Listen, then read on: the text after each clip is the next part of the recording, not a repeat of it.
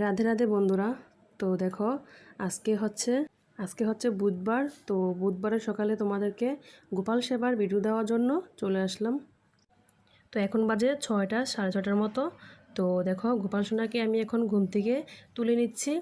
আর গোপাল সোনাকে ঘুম থেকে তোলার সময় আমি হাততালি দিয়ে আর রাধে রাধে বলি কিন্তু ঘুম থেকে জাগিয়েছি।